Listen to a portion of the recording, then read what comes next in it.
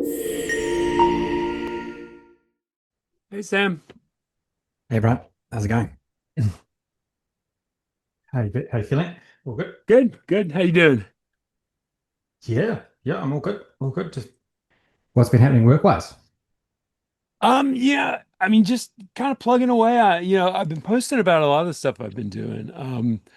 Probably the most interesting thing is I've kind of gotten weirdly back into Power BI because there have been a few AI innovations that have really tied back into Power BI that Yeah, I think I talked about, Maxim Manatsko last time, and he yeah, he came up with this way to natively evaluate DAX within your AI model.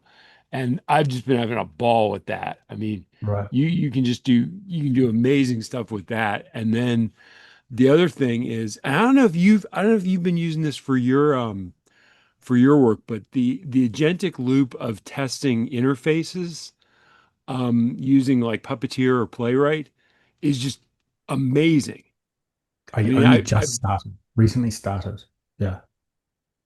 yeah, I've just started in the last couple of weeks, and it's astonishing. Like you can basically have like the equivalent of a human user sitting in front of your Power BI report, clicking like every combination of slicers, evaluating your conditional formatting, evaluating the readability of your text. I mean, you can have it test compatibility with different browsers. You can have it test mobile. I mean, Mm, it's incredible. It just what it does is it takes screenshots and then interprets the screenshots. And so it basically like it's talking to you as if it's sitting in front of a computer screen, clicking and watching all the things you would click on and watch. I mean, it's really incredible. it is, isn't it? It is. Um, is Power BI making a comeback? Is it finally catching up and making a bit of a comeback? It's interesting. I've been thinking a lot about this because there was finally with the FabCon conference last week, there was finally like a lot of stuff that got released that seemed pretty significant. The DAX user-defined functions, which is interesting, but also I think has some warning signs attached to it. But it created a lot of buzz, and there was that. There was basically Microsoft announced their MCP server. They haven't made it publicly available for beta, although I do have the ability now to go in and take a look at it. So I haven't had a chance to do that before this podcast, but definitely before the next one, I'll have a good look at that one. But it gave me some insight, I think, into where they're headed with Power BI and Fabric. That it, Mm, it hasn't made a lot of sense to me until now, and I think I've got a theory. I've got a theory yeah, on where they're going. cool. I'd love to hear it. I mean, I think just to get in before, I think they've um been evolving what their strategy or plan was over the last few years. I think it was something at one point, and now it's probably something else. But yeah, no, it's good. No, I'm all for it. Well, I think, when we had Rob Colley on, I think I found that to be such an insightful conversation because I think he was absolutely right that, the management level and the people who, Nadella and the people who talk to shareholders, they're saying, we're all in, we're AI, AI, AI.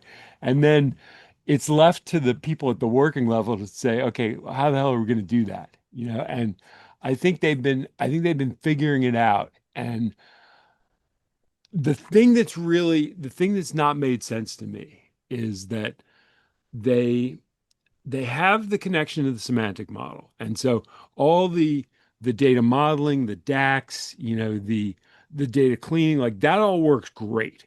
And you can do a ton with that. But then once you get to the report layer, it doesn't work the same way. That you don't have entry in that all code way into the report layer. And I've talked a lot about why that is, and it gets into this really technical thing about the configuration of the PBIR layer. Mm. But I think I have, I think I understand where they're going now, which is I don't think that's really going to work. That I think it's always going to be very limited because it's this really, it's So, this, so just to jump in, sorry, just to summarize, you're saying that it's very hard to manipulate the visuals basically on a Power BI report with AI. exact, That's kind of what you're saying. exactly that Yeah. it's this super complex configuration that you have to, it's almost like you have to manipulate every parameter of every visual, like the same way you would as if you were kind of clicking on the interface.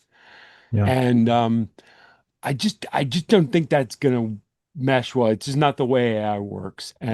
Yeah. Um and so what I saw at FabCon was they announced this thing called Fabric Graph and Fabric. It's like Fabric Spatial. I don't know if that's exactly the right terms, but basically what it looked like to me was a really similar all code environment to what Plotly Studio has been doing, which I'm all in on, the way they're doing it because it really meshes with what AI is good at. Mm. And I think what they're going to do, I think what the way it's going to work is Power BI is going to be the path for basically legacy approach. The people who are tied to Power BI reports as they are now are going to be able to continue to do that with some AI enhancement. Certainly, AI enhancement at the semantic model level, maybe some AI enhancement that works at the report level. But I think the real innovation with AI is going to come in Fabric at the all code level. And so I think what they're going to do is I think they're going to basically use Power BI as the bridge from pre-AI approach to post-AI approach. Yeah. That's my theory. Oh, look, I totally agree. I totally agree. I mean, if you're Microsoft, that's exactly what you should do. That's um, but I think that it's funny. I think about this a lot actually, because I mean, obviously, it's been a little while since they first released it. But to me, this like if I was to be like somewhat cynical about it, they could have just done this in Power BI, right? Like they didn't have to have Fabric, right? They could have probably done it just in Power BI, which is what I kind of always thought and maybe and sort of said maybe a year or so ago, to the dislike of some. But the strategy was Fabric was because they wanted to get your data estate, as a company, they wanted your Right, data estate to be right. within Microsoft, right? They didn't want it to go anywhere else. I think that was the original strategy, and that was the original reason why they introduced Fabric. But obviously, it's opened up. If you have all your data in a data estate in their data estate, I guess it makes it easier for them to um, get you to use this AI layer on top of it, right? And so they're going to embed that AI layer into Fabric, I think, because um, it's easier as an upsell than trying to reorganize the licensing agreements that you had on the Power BI side, I think. And maybe and also Power BI is just harder to evolve into that. But I've always thought, like I even said this like a year ago, like Power BI is just in the best place to just be the visualization layer, even for AI like analysis. Like why don't you just have a different screen for AI analysis? I mean, I actually said it in Power BI, but they're doing it in Fabric for as you're suggesting for um, various reasons, and for some of the things that I'm suggesting, I think it's because it's easier from a licensing perspective to upsell people on all the greatest features are in Fabric, not in Power BI. It's going to be interesting though. I think it's going to be fascinating to see how people go on this because one Mm. route is to if you're a Power BI user who's not a Fabric user, one route is you can go into Fabric and you'll get kind of the Power BI enhancements and the Fabric AI enhancements. The other option is you basically run everything with MCP and you just pop the visual layer basically off Power BI. You use the semantic Mm. layer and you kind of, merge all your data in just in the way you always have with Power BI, and then you just tack on a different visual layer, reporting layer on top of it, you know, Yeah.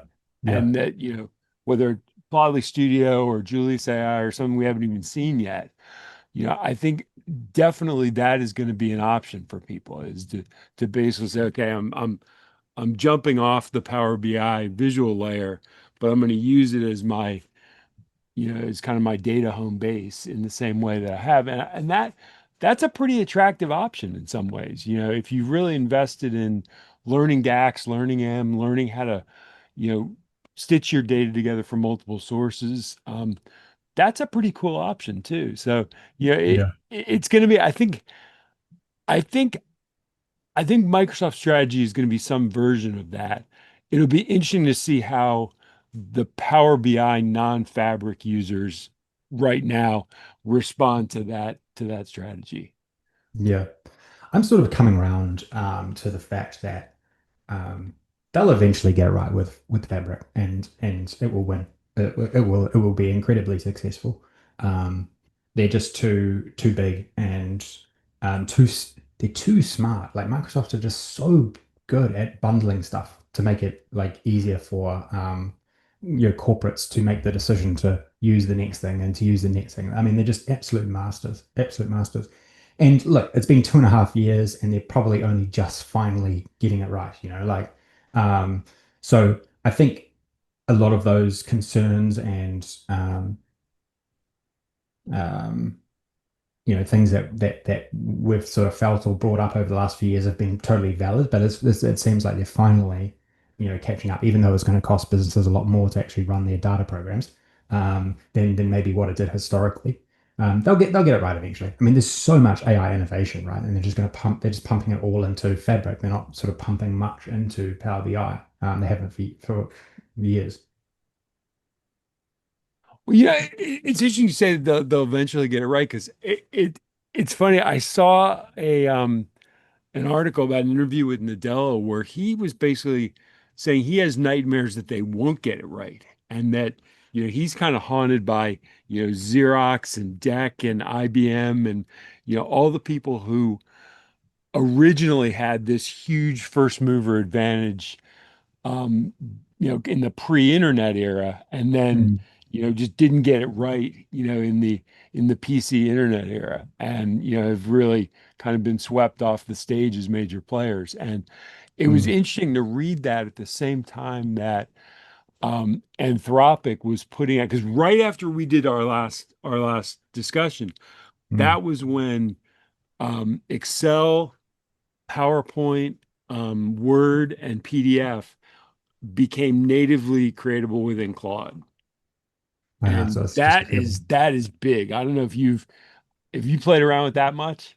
I haven't played around with it, but I was going to bring up another. It is like super fascinating that the like ChatGPT and Claude are integrating these like native tools into their platforms. Like they're just creating it for you. And I watched or read something about OpenAI have got huge ambitions here. They want to control the spreadsheet basically, or they want the spreadsheet within ChatGPT.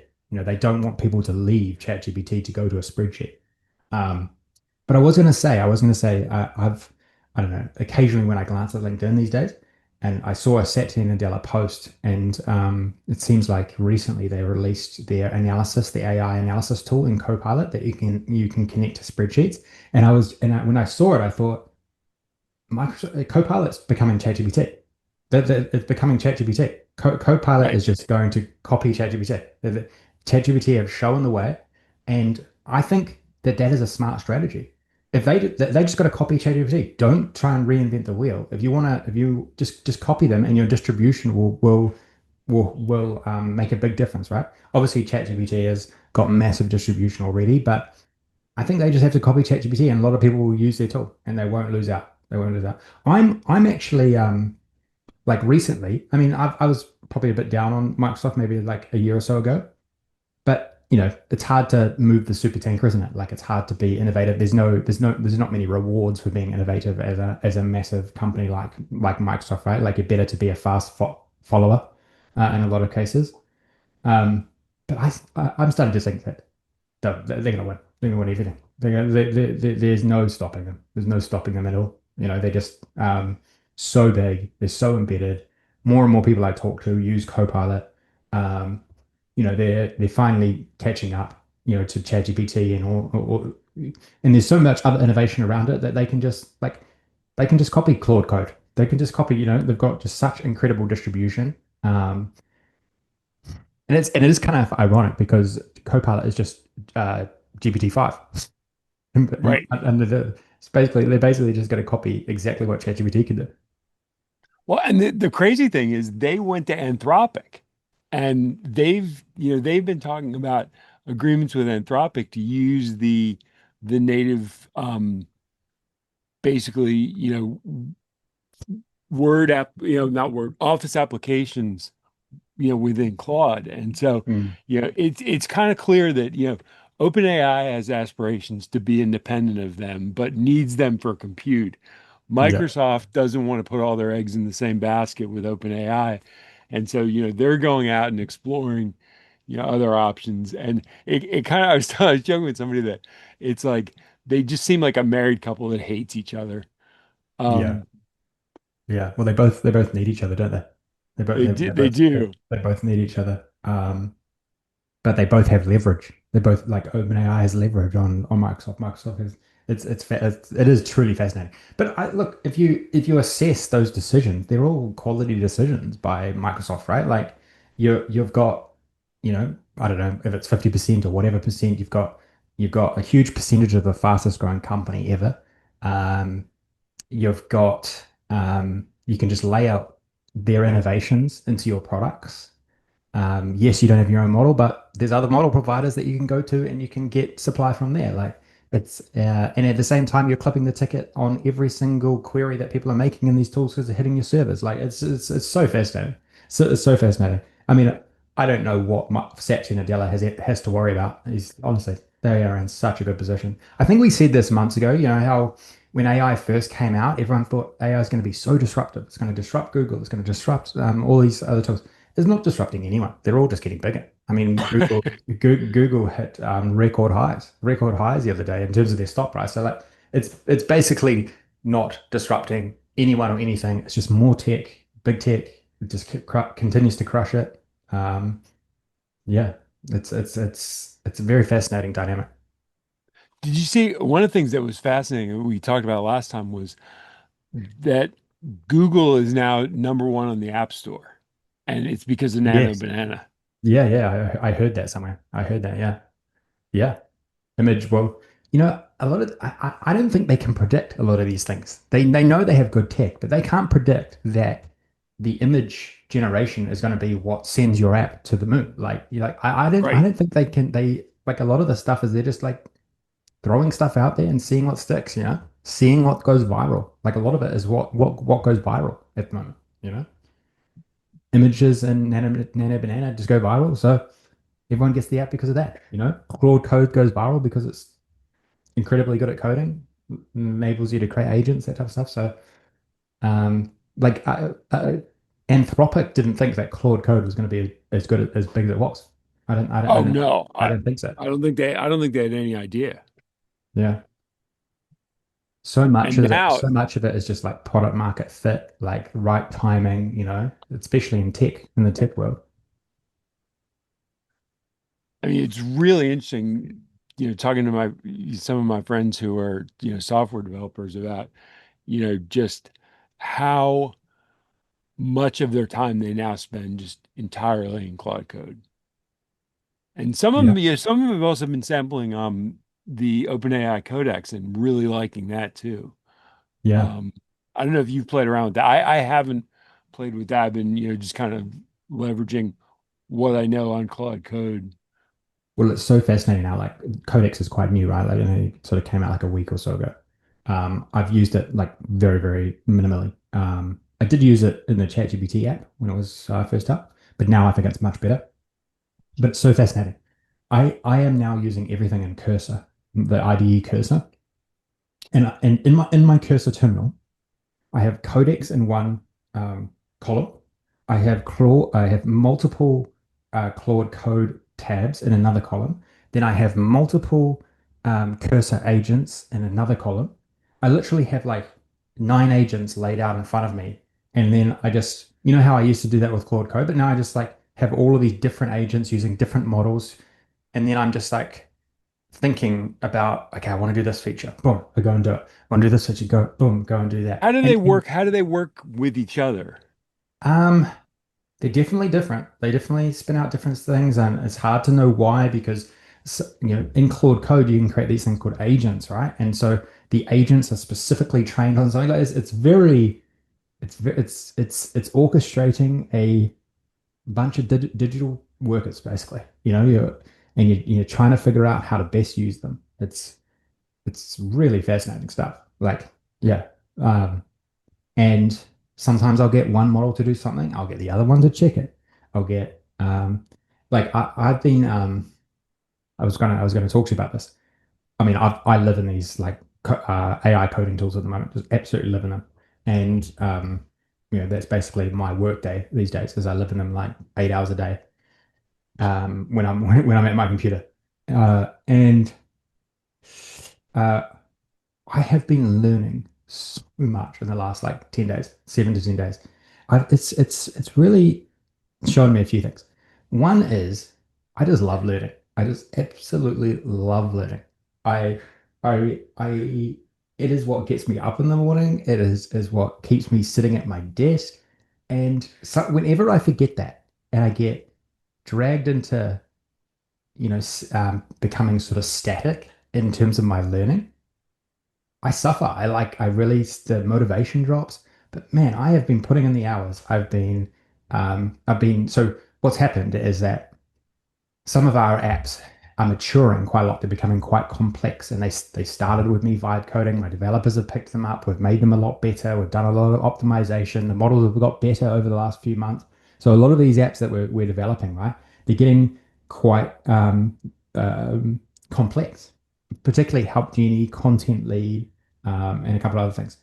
And so we're moving to a new stack. Moving to a new stack. We're moving away from the vibe coded backends to a what's called a Laravel and PHP backend. This is a more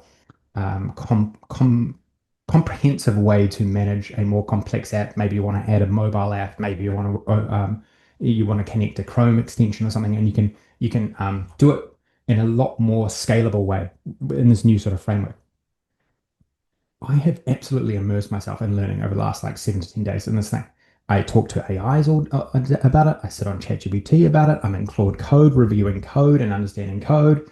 Um, Man, I've never learned anything faster. And it is so incredible. It's so incredible. So just like, yeah, I've been energized. I've been seriously energized, like learning something new. It's really quite telling. I think a lot of others should, would feel the same way, right? Like these immersing yourself in these AI tools just is incredible. It's incredible how fast you can learn. I remember when Ashley did that strength finder Yeah. exercise with us, and my number one strength was learning. And Mm. it's always what I've loved, and it's like I had a really great dinner last night with Dustin Shimmick, who Oh, yeah. he does he has been kind of the one of the forces behind the annual data jobs summit, and he Yeah. does the Yep. Friday data analyst listings and stuff. Really, really great guy, and very community oriented. And it was interesting because he went from a kind of traditional business BI background, and he's now the data lead for what's called MedStar, which is this huge healthcare conglomerate in the Maryland, D.C. area. It's actually what I'm under in my insurance, and it's a massive organization. And he was saying they have 800 data professionals within the organization. Wow. And they have kind of this effort to do kind of best practices and share techniques and everything. And I was talking about that, and I was saying, what's it like to come into a domain that's as complicated as healthcare from a different background. He's a great analyst and really sharp guy, great project manager. But I thought that is just a daunting thing to, I mean, healthcare in some ways is, I think, one of the most complex domains you can be in. And it was really interesting because he talked about, we spent almost 3 hours at dinner last night, and it was just time went by like that. And it was fascinating to hear him talk about, kind of immersing yourself in learning a completely new domain. It kind of got me excited. Like, I was thinking, man, I kind of wish I was at the point in my career where I could, make like one more jump like that, of just diving into something I have no idea about, and Mm, really immersing and learning that. And it's kind of been what the AI journey has been, but from a domain standpoint, like, it just sounded fascinating to me to just jump fully into a domain in a senior role that you don't know anything about and just learn it. That yeah. that sounded spectacular to me. Yeah. Well, you can do honestly, web development is so fun. It's so interesting. And AI has taken all of the cognitive load is like a term I think about.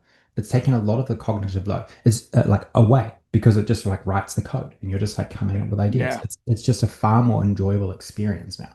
Um, and yeah, and I guess the other thing is that yeah, it's great. It's so enjoyable to learn new things. Some people don't seem to not like it, but it just energizes me. It truly does. Like that's what I've me too. like really realized over the last 12 months, but particularly the last like couple of weeks.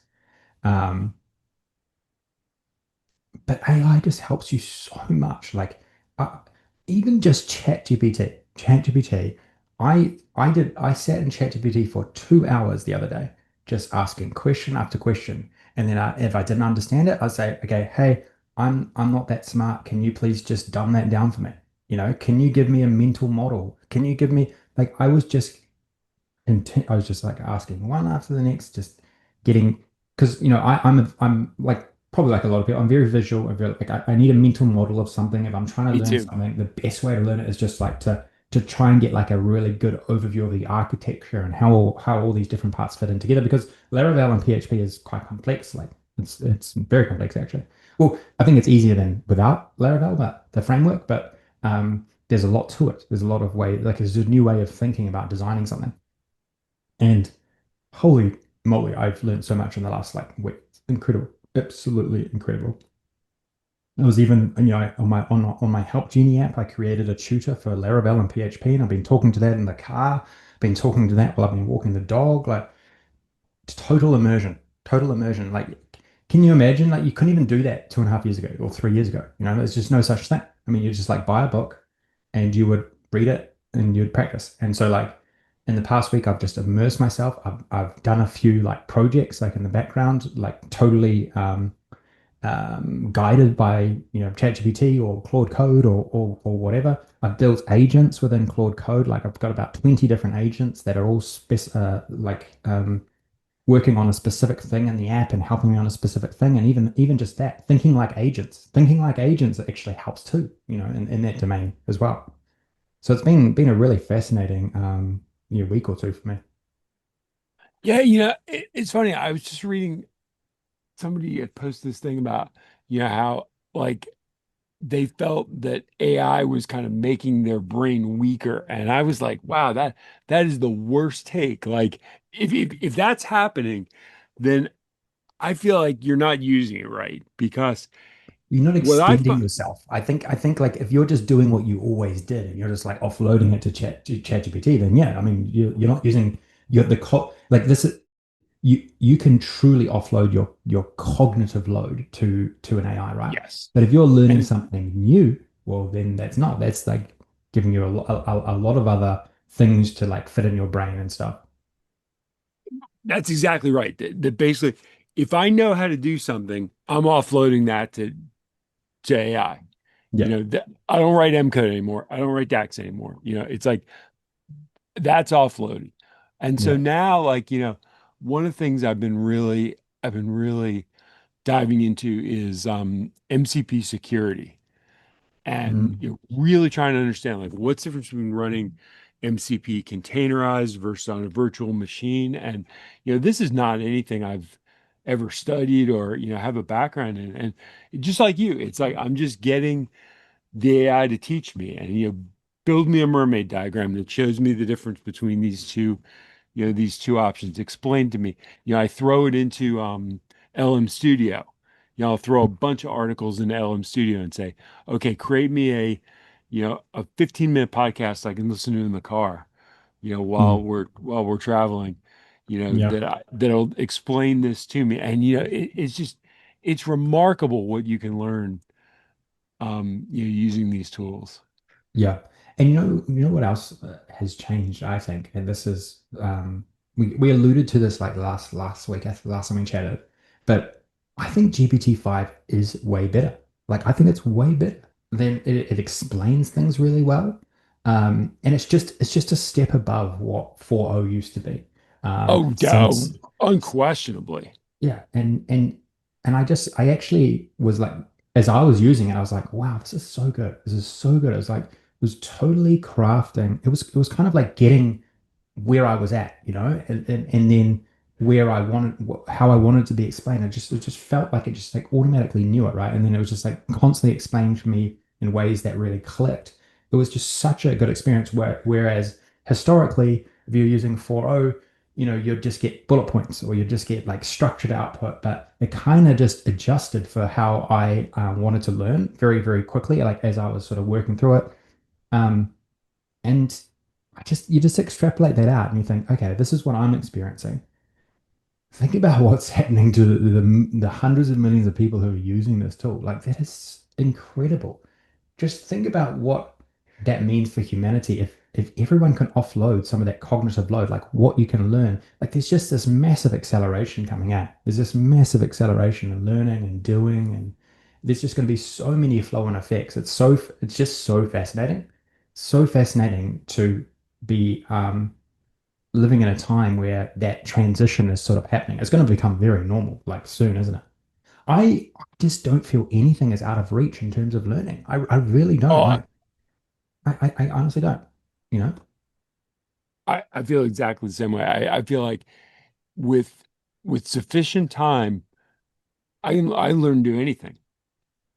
Totally. And I reckon maybe like a quarter of the time, a fifth of the time, maybe less of the time to actually learn something. Like I was just like, as I've been immersing myself in this Laravel and PHP, not also learning, but also doing, right? Like also doing because I use Claude Code, I use Cursor agents to actually do it, to actually speed up the actual project stuff that I'm working on.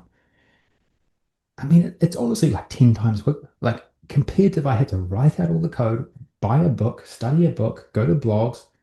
Um, I mean, it's And it there's has to no be 10 getting times. It's stuck. 10 times quicker. It's 10 times quicker. Like it's just unbelievable what that unlocks. And there's no getting stuck anymore. I mean, I remember Yeah.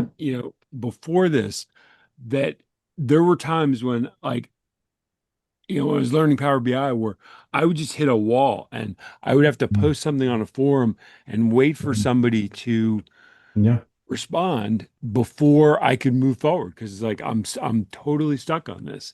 Mm. And now that just never happens because you can always ask more questions, you can ask a different model, you can use a different learning technique, whether it's video or having it write an article for you or Mm. even animations and video. I mean, you know one of the cool things with Studio now is you can say create me a video where you illustrate this stuff in Mm. animated visuals, and it does a pretty good job of that. And there's just no matter how you learn best, like it can communicate to you in that way. Yeah. Yeah. Yes. Man, it's just so fascinating. And I just like one of the things I definitely felt over the past like week or two is that just GPT-5 has made a huge difference. It just constructs answers or it comes back to you with content in the way that you asked it, in the way that you want it to learn. Like whether it's the structure of like the bullet points or the paragraphs or whatever, like it just feels so much better. Um, so yeah, I found that like So incredibly you're actually using GPT-5 a lot for your own purposes. just to learn. Just yeah. I use it a lot all day. Like it's my go-to. My go-to. Even though I downgraded my subscription, which I'm probably going to increase now because of codecs and all that. One thing I will say is that the voice on ChatGPT is just not as smart. It's not. It's a different model. It's a different model that they're using, and I don't actually find it very useful talking to ChatGPT. I don't. I don't. I actually have found it more useful to talk to Gemini inside of Help Genie. Like Yeah. in Help Genie The you can real-time select. Gemini voice conversations are great. Yeah, I just much prefer it. I feel like the ChatGPT voice model is just dumbed down. It's just not as smart because obviously it's having to come back a lot faster. Like because GPT-5 is sometimes it's taking long. That's the big difference. It's sort of figured out that routing to the better to whatever model it needs to go to. Whatever they've done there is very very smart, and is making a big difference. Um, yeah, I've been you were saying that what else could you learn? Honestly, you can learn web development. You can learn web. I have learned so much in the last like 9 months, 10 months, and it's just accelerated. It's honestly accelerated with all the new tools that have come out. And I'm now trying to become like a. I'm trying to build APIs in Laravel and PHP and connecting my web apps and my. I'm going to got a mobile app that I'm sort of slowly working on as well. And it's also lit the fire around enterprise DNA actually. Like in the past couple of weeks, like as I've really learned new things, um, it's sort of lit a fire, and like and in saying that, like we've rebranded our website, in the past couple of weeks, like, and I've led it. I basically redeveloped the pages myself, with my own with Claude Code and my own abilities. I'm just deeply now able to do stuff with the enterprise DNA and position it and evolve it myself in a lot of cases. With obviously, I've got my developers like still checking everything. Um, but yeah, and I've got massive ambitions now. You know, I've got ambitions. If I can, I believe that. I believe, like, historically, maybe like long form video content where we started, that's sort of on its way out. But if we can somewhat replicate a lot of these things inside of different experiences that we create, I think you can legit have a great learning experience with AI now, where maybe 12 months ago you couldn't because the models weren't good enough, but the models are so good now. They can search the web Yeah. now. They can do all these things. You can connect to MCP. You can connect to documentation now. Like you can create an incredible learning experience with AI, just straight AI. You don't even need a person in a lot of cases. And so I think there's some cool things that we can do there. And then there's also like obviously we can build our own like applications, productivity applications, a whole range of different things. And so yeah, we've gone through a bit of a rebrand at Enterprise DNA, which I really love, and it's sort of setting the direction for where we're going to be going over the next little while. It's been really fun because one of the things that I mean, you probably been getting some of these messages too, that I've been getting some really cool messages from people who say, "Hey, I'm really enjoying the conversations that you and Sam are having, and I wanted to ask you about X." Yeah, It's like so today, like somebody emailed me and or messaged me on LinkedIn and said, "Hey, I listened to the last discussion you guys had, and I really want to dive into the Fred stuff." Um, and I was like, awesome. I said it's mm, 840,000 data sets.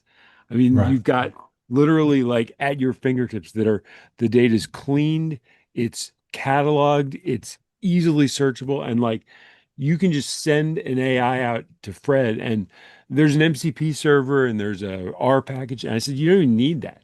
It's a desktop commander and Claude. Tell it to go to Fred and search for whatever you're looking for and then pull that data set together and it just bang, it's right there. And it's Mm. just it's kind of miraculous. And it's like it's really neat to see, people taking some of the stuff we've been talking about and just using it and doing stuff on their own and, building Yeah. some of the voice apps that you were talking about last time. I Mm. think I still think that every time I have a can a kind of customer service experience that isn't great, I'm like, man, I wish I could just talk to a smart AI agent, Totally. just Oh, rather it's than gonna waiting happen. for a person who's just going to put me to, transfer me to somebody else, just Yeah. give me a smart AI voice agent who just, is trained on, you know, 5,000 pages of the company information. And it's like, let me talk to them. Yeah. I don't think there's a better time in my lifetime to reinvent yourself and to do new things. Like there just absolutely isn't. There's just so many new opportunities emerging. I know it's tough for some, and there certainly is like job. It's sort of proven now that there is job losses and AI is like hurting some in the job market. But man, there is just so much opportunity to reinvent yourself right now, and AI can enable that in a lot of cases. Like I'm doing it myself. You're doing it, like Yeah. there's so many opportunities just in MCP. It's unbelievable, just in finding custom data sets or custom whatever to link into these AI models. Like there's just unbelievable opportunities just in that. Like I've even lately thought there's got to be a job, there's got to be a business opportunity for enterprise DNA potentially, or whoever, to help create these MCP servers for people. Like give inspiration about what you can do and actually help create it. Like it's just absolutely endless. It's absolutely endless. Like I've really like in the last I don't know, maybe I was sort of just getting a bit like maybe sometimes over the past few months just getting a bit static and sort of but really like learning some of these new things over the last like few weeks, it's really lit a fire. Like, man, there's so much we can do. So much we can do. There's so much opportunity. Um, yeah, there truly is. Yeah. Yeah. I'm feeling the same thing. It's like they're just, again, there just aren't enough hours in the day to play with it all. It's like, Mm, the big thing for me now is I really want to start configuring agents to do all these things. It's like now that I see this whole agentic loop model of mm, basically being able to set targets and validate and kind of give agents very well-defined jobs, to say, okay, like, your job is to make sure that all of these visuals are consistent with, the 100 rules and guidelines I've given for the way I want my visuals to appear. yeah, yeah, And that this agent, your job is to validate DAX. That's all you do. And it's like setting those up is really interesting because it makes you think about, totally. okay, like if I were to give that job to somebody, what are all the things they'd have to think about? I have had the same experience as I was setting up all these agents, which is I hadn't really done it until like the last couple of weeks. And I was like, this is actually a super smart way to learn. Think about all the little agent think like agents. Think about all the little things that you need to do to actually build something and then build an agent and think deeply about what that agent needs to do. It's a fantastic mental model of like actually learning a new skill, isn't it? Well, it's like training a junior, that Yeah. it's like if you when you manage people, it's like the best way to become better at something is teach somebody else. Yeah. And it just the somebody else is now an agent, not an intern, sitting in your, in the chair in your office. Yeah. And yeah, it's really interesting because it makes you go back to kind of basic principles and think, okay, like what are all the things I need to teach this in order to do things exactly the way I want them done?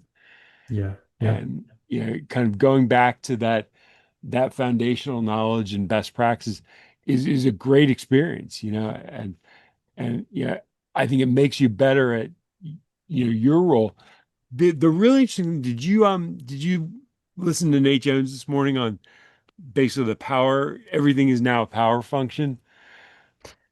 No, I haven't watched that one, but I get the gist. I get the idea. Is it is? That what he was saying was kind of like what you were saying before, which is that averages don't matter. That it used to be that to get promoted you had to be better than 50%. And now what he's saying is it everything accrues exponentially. That I mean the big example is the top AI people are now making like $100 million. And that never used to be the case. And so that it's kind of it's hockey sticking in terms of the closer you get to that 99th percentile, the rewards just go vertical. And Mm, it was really interesting to hear him talk about basically that AI and the way things are structured now gives you the opportunity to kind of pick your area and say, okay, I'm gonna focus on getting as far up that curve as I can. mm, Um, and it both gives you the incentive and the means to do that. And I thought again, the guy just fascinates me. Every yeah, time I sit down and watch those, it's like it's new ideas and really, smart way of thinking about things. I yeah, never really thought about that in the sense that there is this disproportionate benefit to getting really, really good at a particular skill. yes, 100%, 100%. Um, he just frames things really well, doesn't he? Just that because I've had that feeling again. Like I said this last time, but I've had that feeling as well lately. Um, particularly with agents, particularly with the improvement of models, and I'm just going, holy crap! Like you can offload so much of the cognitive load, the automation that you used to have to do, right? And almost the goal is how much can you offload? Like I constantly feel I am always in the way. Me as the human thinking, I am slowing it down. So how can I offload more and more and more to the AIs to just work away? It might not be like, if you might let an agent work for like an hour or two or something, it might not come back with perfection, but still it's going to be way faster than you having to understand every little thing it's doing and trying to construct it all, just get out of the way. Like that's what I'm constantly saying to myself. And I know that that is hard for like traditional developers. I know my like the people that the group that I work with, they struggle with that. They struggle with that because that's their value like disappearing, right? Like their perceived value. But um, I just think, what can anyone achieve if they do that? What can my developers achieve? What can anyone achieve? What can a Power BI expert achieve? You can become.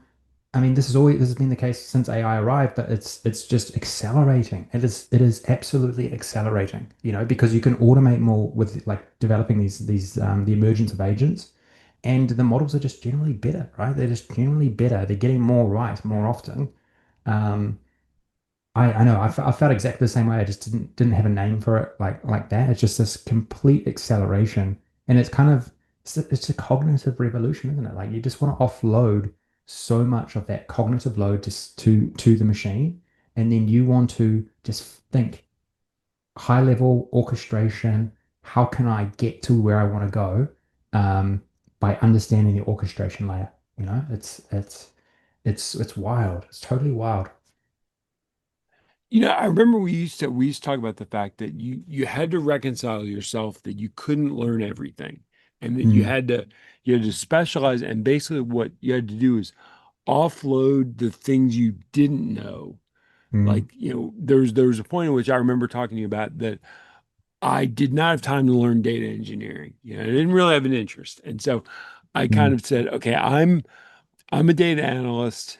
I am going to partner with people who understand and do data engineering whenever I have something that involves, architecture or, building those pipelines. And that's still, I'm not saying I've become a data engineer in any sense, but I have gotten so much further up that curve than I ever expected to. Um, mm. back when, it was basically you had to, in order to be good at one thing, you had to give up a lot of other things. And now I feel like if you're good at one thing, you take that one thing and give that over to AI, to do the bulk of that. You supervise that and then use your time to build the things you don't know. And Mm, I feel like I'm constantly, expanding rather than just kind of digging deeper and deeper into the things I already know. mm, That it really is possible now to kind of have that concentric ring expand, further and further out before you have to say, okay, like I have no more time to learn new stuff. You know, yeah. the, the, Well, you know, let's just use Power BI as an example. Like obviously, Power BI incredibly well, and you can orchestrate in your sleep, basically, right? So there's really no need for you to know every nuance about encode anymore. Like, but there's right. there's there's there's no need to really know every single DAX formula or how DAX works, right? You can just if you can just high level. I mean, obviously there's like a lot of like background knowledge and experience there, and you can, but the need to learn that incremental more, I just don't think you need to. You can just like offload that now. So just stay high level, stay as an orchestrator. Don't get too into the details. Get out of the way of whatever the AI and the machines can do, and just spend that time thinking more expansively. Think about other things that you can do in and around that. That is absolutely what you should be doing. And look, if you do feel like you need to learn things at a granular level, well, I mean, I think legitimately you can learn Power BI probably 10 times quicker now. Like totally Oh, legitimately compared to, I mean, I was trying to think back to like how long did it take me to feel like I was actually quite good at Power BI? I don't know, maybe 6 months, maybe 6 months. Um, I was going to say 3 years for me. I mean, yeah, I mean, maybe started creating videos about Power BI a year into when I first started using it. So, okay, maybe a year, right? And I still was learning at that time. Like I was still oh, learning. So, um, particularly like DAX and stuff, right? But now, I mean, God, I reckon you could, if you immersed yourself for a month, like you'd be well up the curve, well up the yeah. curve, you'd be able to iterate through fast. And then even developing reports now, right? Like you can just get AI to write all the formulas for you to look at your dashboards and evaluate, what is your dashboard any good or tell you like ideas of what you could do. Like it's just 10 times quicker and easier. And that just shouldn't be where you stop. Like that's what I believe. I believe, and I've believed this for some time. Like I think you should become the full stack AI professional. I think you should figure out how to use MCP, conversational analytics, web development, vibe coding. Like the all of these opportunities are available to everyone now.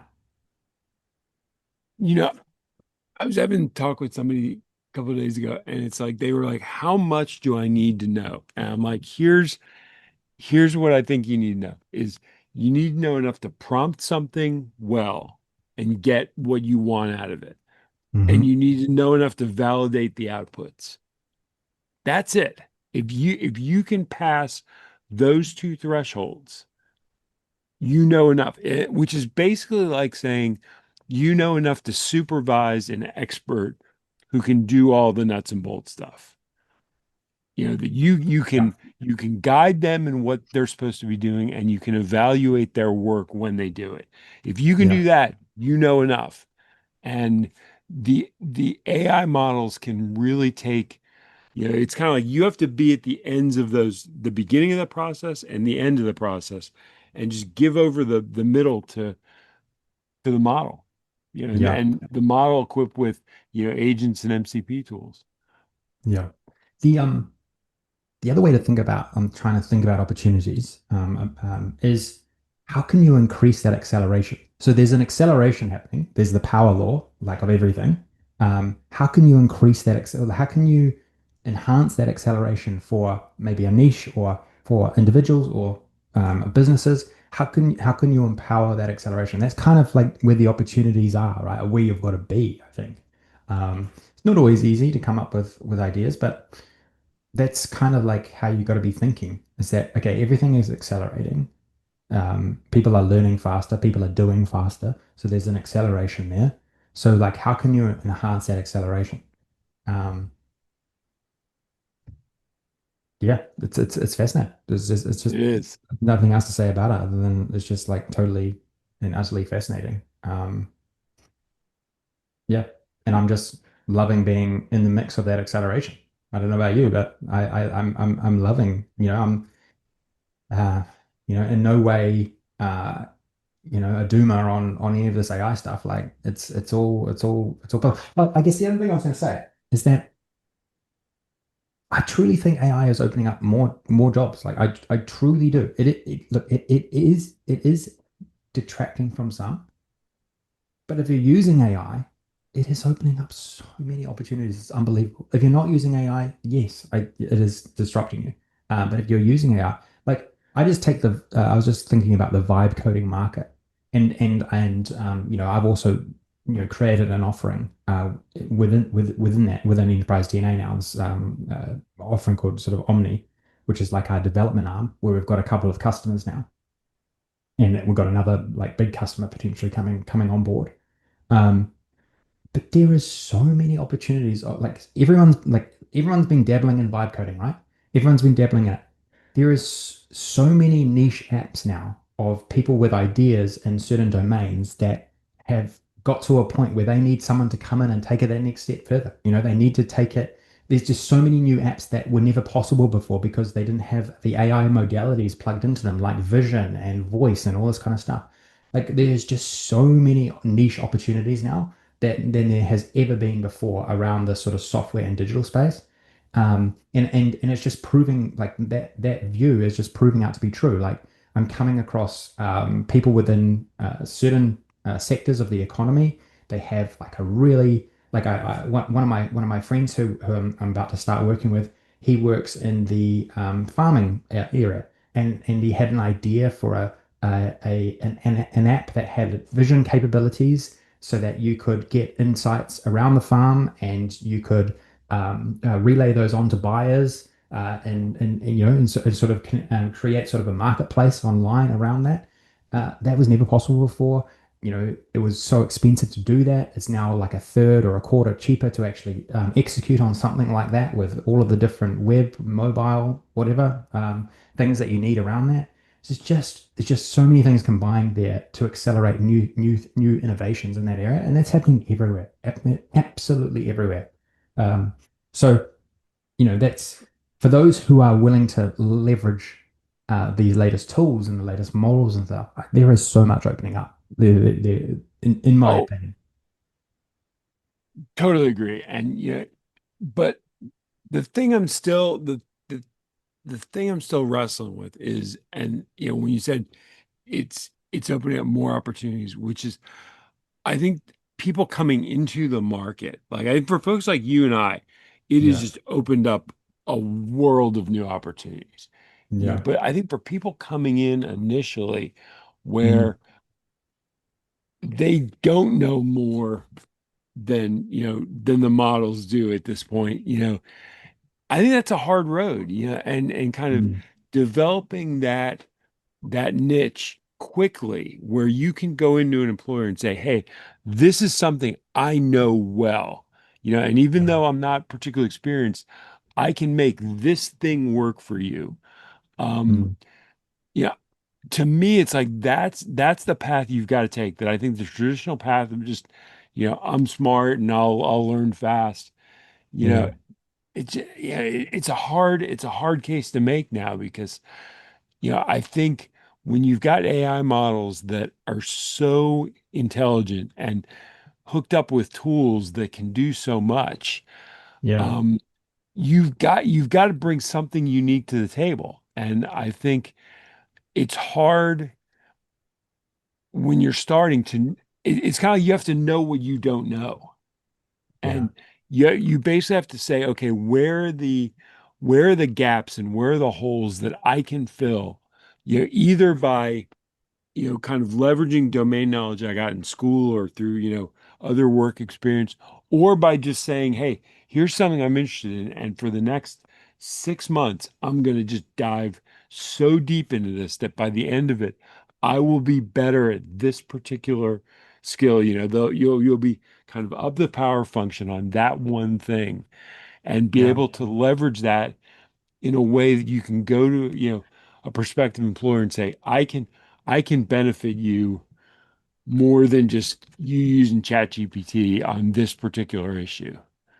And Yeah. I think that's the case you've got to make now as a junior coming in. I think it's a hard thing to do. Yeah, no, you're right. You're exactly right. Look, it is hard. It is hard. And I don't think we'll see a bigger, just short-term disruption to the employment market in our lifetimes. I agree that there is a massive, just general disruption, or like reorganization going on right now. I think it's huge. It's absolutely huge. Um, you know, customer service is going all to AI. Like it's all going to AI. Like there will be there will be so little people in customer service like job roles going forward in the Yeah. next few years. Like that's just sort of obvious now. That transition's underway. And there's a lot of those low level things. Yeah, like look, it's totally disruptive. It's totally disruptive. But AI is making it so much easier to learn new things, like you've just got to move up the curve. You've got to move up the curve. It's the only answer. If you're static and you're just trying to do what you did a couple of years ago, I think you're going to be in trouble. I really do. Like I'm even encouraging, my team in the Philippines, the ones who still work with us. I mean, I'm like, use AI all day, every day. You've got to be using it. You've got to be using it. If you're just doing what you did, 2 years ago with me, it's not going to be enough. You need to find ways to use AI in managing emails, managing like everything that you're doing. Um, and I think that's the same everywhere. I think it's the same. But no, look, we're in a sort of space where we can enjoy learning these new things. But look, it is playing. It does seem that it is playing out as many were concerned about. I don't think it's going to be to the degree that the absolute doomers, the absolute AI doomers, have always said. But there's just a total reorganization going on right now.